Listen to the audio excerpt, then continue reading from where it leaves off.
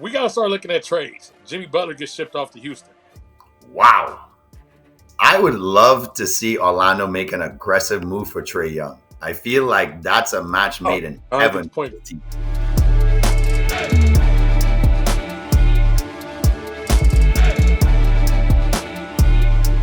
Starting five, back at it. New season, same guys.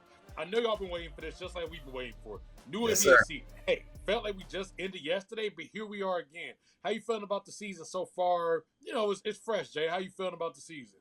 Hey, let's just round of applause for Bronny James. Round of applause scoring his first points in his NBA career. Way to go, Bronny James. I'm actually feeling really good about this season. There's a lot of potential with players that are now showing that they have a lot in them, where we're going to see some new stars born this year. And that's what's exciting. I think we're looking for the new guard, right? Well, look, even at the Olympics, they're like, look, it's a changing of the guard. You get a glimpse of Ant-Man, right? Like, of course, we know Booker. Didn't really get a glimpse of Tatum, but now that guy's on a tear to start the season. So it's kind of looking for that new guard right now, and I'm in for it. I'm ready to see who that new guard is. And I know you're high on SGA, and so am I. And what do you think so far about our early MVP talks for SGA? I mean, SGA's came out flaming. That's what I expected. I expected him to come full force. It was going to be a lot of expectations, and that was going to be something different with him because he's never had the Thunder since he's been there. Haven't had these expectations. He hasn't had these expectations before. They were playing with house money last year. They were the underdog. They were everybody's favorite, darling. Now it's like, hey, are y'all going to get this done? Y'all almost got there last year. Now pressure actually shows up. Speaking of pressure, though. There's going to be a lot of pressure on the Boston Celtics. Some people are saying, hey, the Boston Celtics are going to be, basically the class of the East. Actually, speaking of that, we just saw Siakam actually hit a game winner to actually send them out in OT. Now, a lot of people were saying the Boston Celtics, they can win 73 games like the Warriors did. Do you feel that's a chance that they can go for 73 this year? In what kind of appears so far to be the Eastern Conference to start off with teams we thought were going to be good teams, if they take care of business early on and they can get to, remember Golden State when I want to say Golden State were they like at one point on a 20-game win streak and they lost one out of their first 30 games or something like that. I mean, it's really Boston, I think, was the one who stopped that shit. Thomas and all of them. I feel like that's the telltale sign is that if you go on a big run early in the season, you kind of become so confident in your ability to win games. And then what ends up happening, too, is you probably blow out a lot of teams. So you're getting more guys, more minutes. And so the team is more complete as a team, meaning you can withstand some injuries. I don't think they can get to 73, but I think they can get to 70. I'm thinking I put about 67. Now, partly I'm thinking, okay, so you don't have Porzingis there. If they have Porzingis, I think that changes everything. Mm-hmm. You'll lose a couple games without him. Then I think when he gets back, even though they played together, there's still going to be an adjustment. Now, what I do give Joe Maz a lot of credit on is he still does some of the load management and rest and other people do, but he never puts everybody at the same time. So he'll say, okay, Tatum, you're out, but you know what? We're going to make this a Jaylen Brown night. So then they're still competitive. Or he'll put out Drew and say, okay, well, Derek White's checking the best player. So I think that's going to keep them in most games because he doesn't seem like a no-nonsense type coach where he ain't going to go out there and just say, you know what? I don't care. We got a 6-game lead. I think he's going to go for it if he gets the opportunity. But I think about 67 is where I think it go. The other thing is they are hungry, but now they are the hunted. Everybody has a target on them, so that's going to be different. I guess for one thing, and some people are saying they're going to run away with the lead this year. Now, I know for some people they're saying nobody's going to take them 7. They're just going to run through this. Is there anybody you see that can take them 7? Not in the East. Like unless Orlando makes some ginormous pickup in the season where like they become a complete team and we figure that they have the size to defend and they can probably push Boston. We're going to have to see how that series goes throughout the year. I don't know if there's anybody in the East who's going to take them to 7. And then and just like last year, you get to the finals where you haven't really been tested yet. So you're the fresher team. And we know the Western Conference is a gauntlet. So whoever gets to represent the West would have gone through the gauntlet. So I can't see it happening this year. What about you? I think, and once they get to OKC, I think that's where it ends up going 7. Because the thing is, very true what you say. It is a gauntlet in the West. It is going to take a lot. But the thing OKC is on their side, they have depth. So you figure that some of these guys may be fresher than they should be going through the gauntlet. I know you cut down rotations, but at the same time, these guys may not have to work as many hard minutes as a team with no depth. So that's why I think OKC is going to get really tricky for them. Those games when they go to Oklahoma, we've seen this before in past NBA Finals. That's going to be a hard arena to go to. Like same thing with Boston, but that's not. And Boston's had their at times even home failures we've seen recently. Now I don't Yeah, think they'll have the same more home defenses. failures that we could Yeah. ever anticipate in the playoffs. So I think if anybody's going to be the team to take them 7, I think it end up being OKC. Like I said, we talked about this SGA. I expect big things. They kind of had their flame out. And I expect them to be fully hungry. For me, though, I guess what I'm also looking at is most improved player. Like, who do you think this year is going to be the most improved player? Last year, a lot of people were looking at Maxey as that guy who took that extra step, but it's always somebody every year. Who do you think this year's the guy is? Okay, I do believe that the league wants Wemby to become the face, right? And I feel the more Oh, accolades he gets is the more people buy in. So I think they will give it to Wemby, but I want to see Jalen Williams win it because from what I've seen from Jalen so far, he as much as say, okay, Chet, it's SGA, Chet, Jalen. I kind of think Jalen's kind of putting himself in the middle there, saying, "Hey, I know Chet's an all-purpose player, all-round player. He could defend anybody. He could play point center." But let's not overlook my talent and my skills and what I could be. I really think he's pushing to be that Jaylen Brown sort of guy where it's like, hey, guy, don't look over my skills and what I could do on both sides of the floor as well. And he's come out on a tear so far. I think he knows he has to be the glue for that team when things might not be going right for Chet and SGA. He has to step in and he has to be the guy that can give them 28, 30, big on the defensive end, making big plays for them. And I think he is going to accept that role. So I would love him to win it, but I think they're going to give it to him. I mean, if they get the shot, they give it to Wemby. If it's close and it's that close, Wemby's getting it. They're going to try to hand him every award because they're trying to set up, let's say, the new face of the NBA in any case. Yes, they got to hand somebody. LeBron's getting older. KD getting older. Steph's getting older. For me, I could see He's still looking good, though. Down the lane, big one-hand dunks over Giannis. Oh, I'm like, what's up with fresh legs, KD? No, KD's still – the thing, KD's one of those guys – I truly believe if KD was 50 years old, he played in the NBA, he could still figure out a way to make 15 points a game. Just because he's a worker, man. They talk about his work ethic. It's insane. Yeah, you remember how everybody said the Jordan year with the Wizards was this big failure, but he actually averaged 20 points? I believe KD would still be the guy who would figure out how to make 20. Now, he may miss a lot of nights for injury, but if he was 45, 50, I think he still could. Just knowing the work ethic, the love of the game that guy has. But as far as most improved, for me, and I honestly, I know it's going to sound like I just made this up because of what just happened, but I actually was saying Paolo before the year. Now, I know he dropped 50. Everybody was saying, well, you're just saying it because he dropped 50. But the thing is, that team's going to get better. He need to get his feet wet. They made the playoffs, and now I think he knows, okay, this is what it takes to go to the next level. So far this year, we've seen him come out and do that. Now, my other person, which I was really split on, ironically, is the person who put him out, Evan Mobley. Yeah. I was kind of split because I thought the same thing. I think he needed somebody fresh, not Bernie Bickerstaff, but I think adding Atkinson, I think, was going to start to help getting a fresh voice in there. Because the thing is, we always look at Evan Mobley, and people said, if this plays out right, this would be like a Kevin Garnett type player. Remember, the guy finished either second or third defensive player of the year 2 years ago. Then he takes a step back. We were just waiting for the offense to get there. It's been better to start the year. And speaking of that, the Cavs are on fucking fire right now. that team looks different at this moment. Yeah. Cavs Magic Friday night, that's going to be a banger. Yeah, because honestly, that series was interesting. So now to watch both of these teams who just played in a 7-game series, one of our only 7-game series last year, come back and actually have to battle, and they're both probably improved. And honestly, the thing with those two teams, they both brought back a lot of their same players. And I watching that. The only thing I think that's hard for Paolo to take that big step where it's obvious he's already an all-star coming into this year. You know what I mean? So it's like, yeah, I became an all-star this year, which is a legitimate argument to be like, well, yeah, he deserves it. You know what I mean?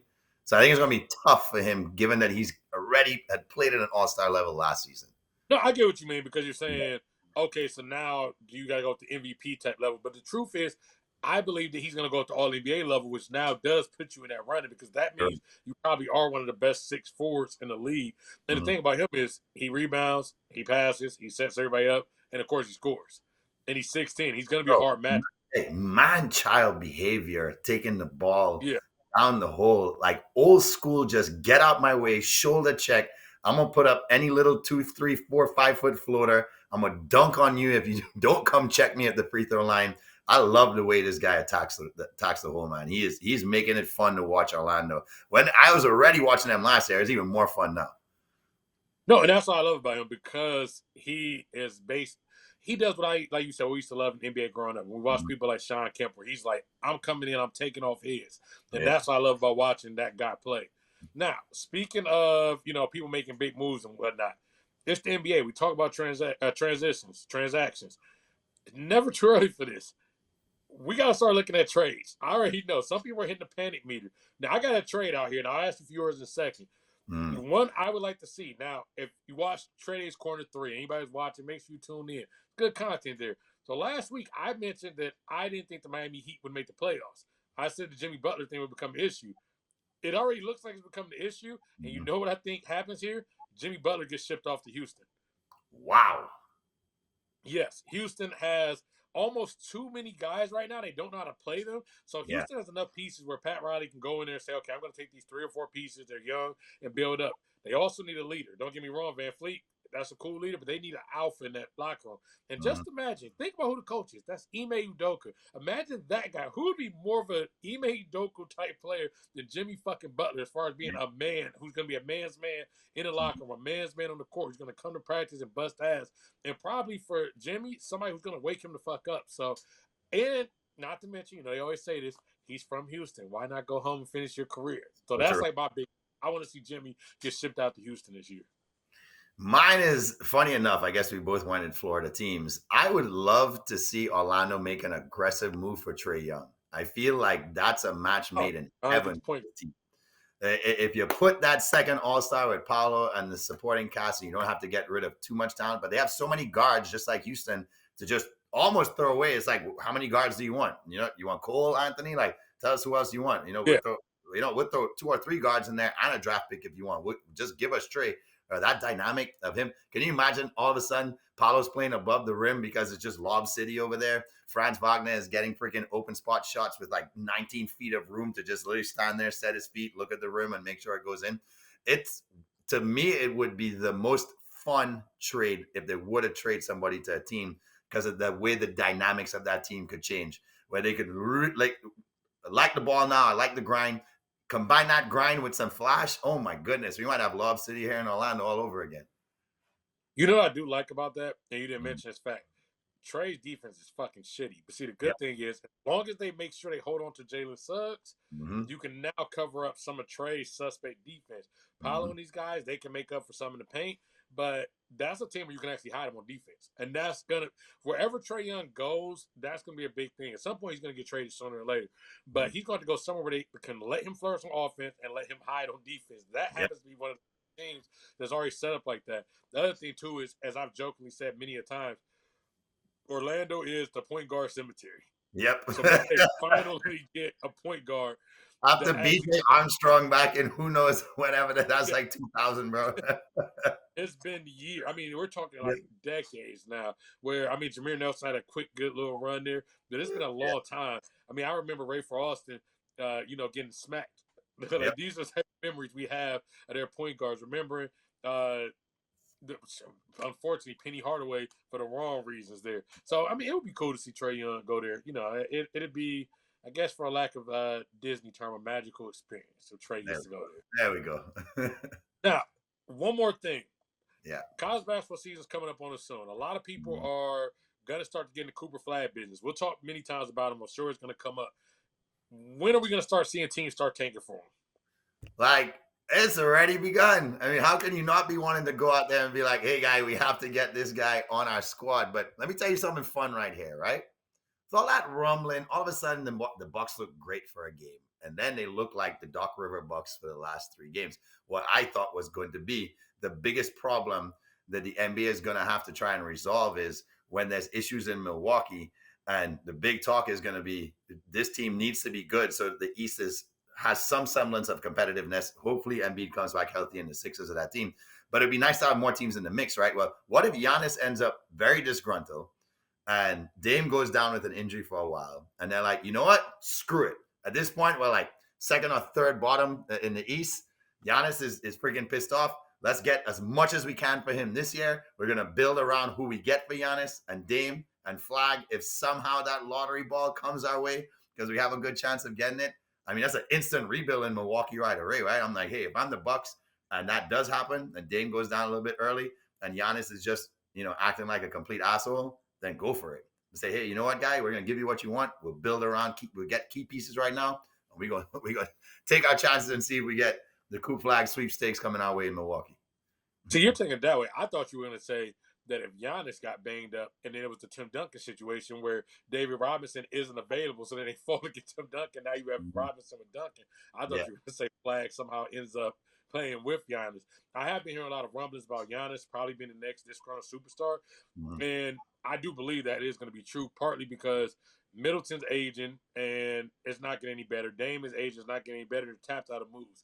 So I can see if anything does go wrong, I can see them getting that business. I definitely think teams are in that business. So, I mean, have you seen the Toronto Raptors roster? Yes. That looks like a team that, every year they always have a team where they say, can this best college team beat them? That's going to be one of those teams this year. Sorry, Raptors fans. Scotty Barnes being out for a little while now. It's going to be a rough couple weeks in Toronto. Yeah, I could see them start to do it. Detroit started off slow, but Detroit always seems to get the number 5 pick. What are they not going for, bro? That's like the new norm. So I feel bad for my Detroit guys. But I think we're really going to start to ultimately see it, and you're starting to see it now. Take in mind, with the collective bargaining agreement, December 15th, that's the day where you can trade anybody who was either recently signed or anybody that was recently traded. You're going to see a couple teams just say, you know what, that free agent move didn't work. Fuck it. Get him out of here. We are now done. We're going to go ahead and get to this business. And don't let Cooper come out there and start off hot when he starts this season. No, let him come out there, put up a 20, come out there first game, put up 20 points, 14 rebounds or some shit, throw a couple assists and a couple of those crazy dunks. That dude is athletic as hell.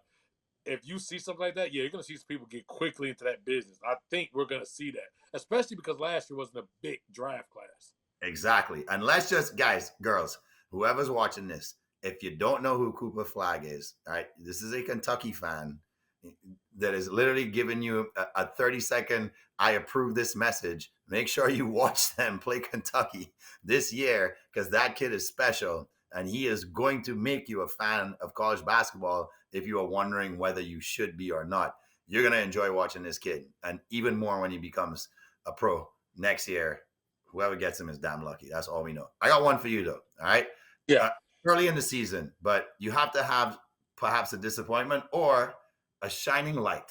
Is there somebody who's standing out, or somebody who's really just showing you that I can't believe this team is already this bad, or this player? For me, I would say actually right now I'm impressed with the Cavs. I know I mentioned Mobley a little bit earlier, but I'm really impressed with that team. And I think what happened, honestly, is last year you had the whole, is Donovan Mitchell going to go to the Knicks? Is Donovan Mitchell going to win out? He signed that extension. Now, I don't know if it's because he really wanted to or because he was out of options.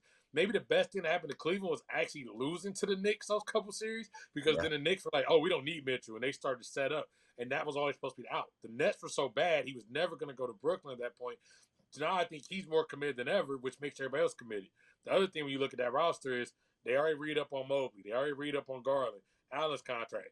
You have now Mitchell. Your top 4 guys all have contracts with 2+ years on it. So this is the nucleus. Now you add a new coach. And I think for them, that's why they've jailed. Actually, as much as a lot of people, including me, were like, you got to do something. You can't go out the same team. I don't know. Maybe I was wrong. Maybe they just needed to come back comfortable this year, and everybody feels like they're truly at home in Cleveland. You might say it worked out for the Knicks too, because Brunson ended up giving them that discount on his freaking contract. So it might work out in their favor. Yeah, I tell you what, man, I'm gonna give some props to my guy from the Bahamas, Buddy Hield. So Buddy found himself, I think, in the best possible situation he could find himself. Steph already obviously wobbling a bit, and we expect that as he ages. Some ankle issues are popping up, and we knew that would happen down the road based on what he dealt with early in his career. But Buddy stepped in, and Buddy's looking rejuvenated, man. I think he loves working with Kerr. It's the perfect addition with Clay departing to Dallas. I think Golden State definitely made the best move they could possibly make with someone who's hungry to prove that he could still be a good player, not just a role player. And now he's going to get a chance to really step into that offense and do what he does best, catch the ball and shoot. So I'm happy for Buddy. I like what I've seen so far. I think it kind of helps Golden State make that playoff push because, hey, jump high, jump low. We want to see Steph in the playoffs. No, I agree with you. It was a very underrated move because they needed somebody else who could play off Steph, shoot the three, and wasn't going to be high maintenance. And Buddy Hield actually fit all those check marks without having to go pay something crazy, give a bunch of draft picks or assets. So, yeah, I can't knock that at all. But it's been early. It's been a good season so far. I think we got a lot of good basketball to go Yep. still here. I know we got a lot of good basketball to go here. And we're just looking forward to it. So make sure y'all lock in with us. We're going to be doing this more often this year. We're going to come back in. We're going to give you 5 quick topics. We're going to give you some quick hitters. If y'all got any comments, feel free to like, subscribe, comment. We do talk back. Like I said, keep looking for us. Starting 5. Look for our other podcasts, Cinco Squad main podcast. We'll be covering basketball and many other topics there as well. Cinco Squad out.